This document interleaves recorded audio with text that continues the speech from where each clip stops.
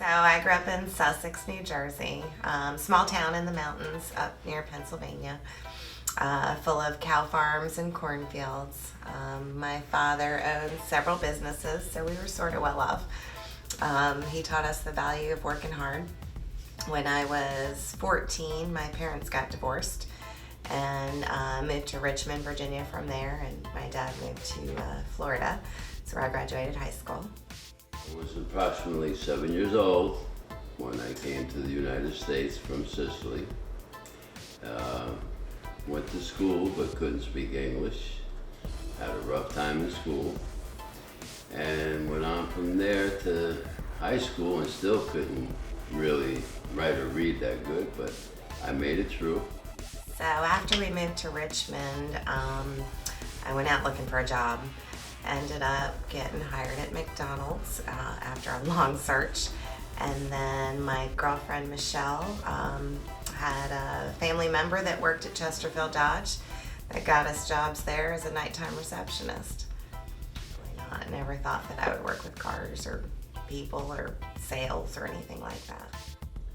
At the age of 17, I started thinking about going into the military because I was a little rough, tough guy at 17 and getting in trouble, so I had a choice of going into the military.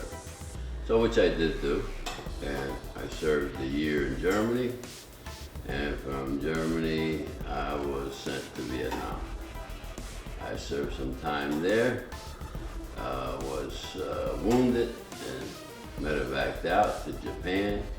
From Japan, I went to Valley Forge, Pennsylvania, stayed 5-6 months there, and then got a medical discharge.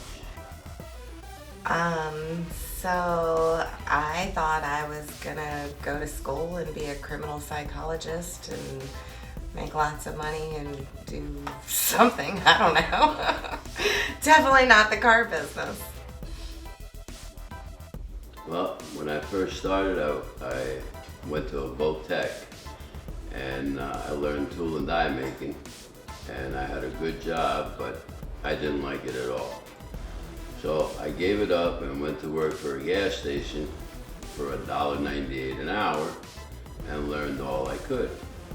And after about a year being there, I decided that the only way you make money is to be in your own business.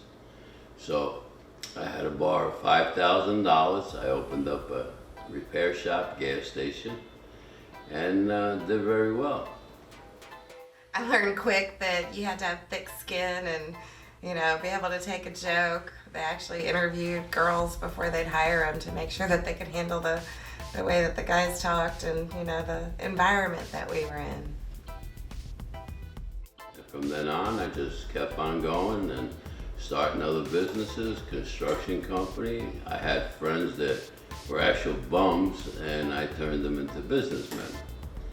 And they did pretty well too. So we went from gas station, transmission shop, to a construction company, to a towing business, a used car business, and junk business. Everybody that needed a job, I would hire them, buy the equipment, and put them to work. And they all made money with me.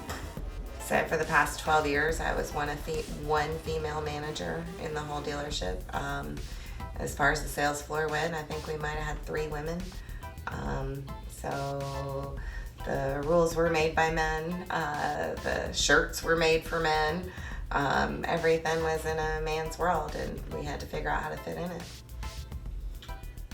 She's got the same mind as I do, and she will make it no matter what she does. She will stick it out and make it with whatever she does.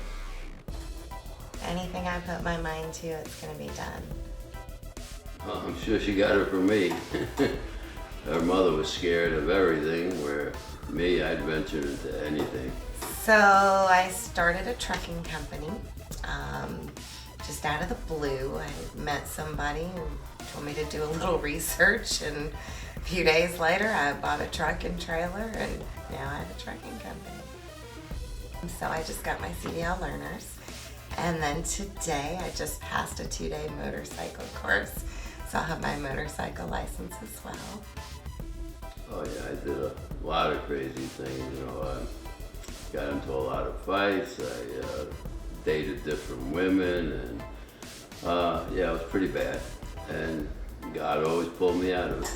I just never had been on a motorcycle before, or anything with a clutch and a brake on the hand. You got a foot brake and a front brake and a hand brake, a back brake and a clutch on there. I didn't understand how all the controls worked, or you know, how to even steer the bike. I knew nothing. Never had even considered that I'd be driving one.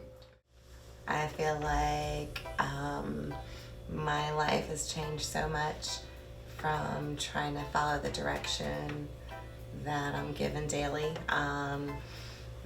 with helping people and just the way that I live my life.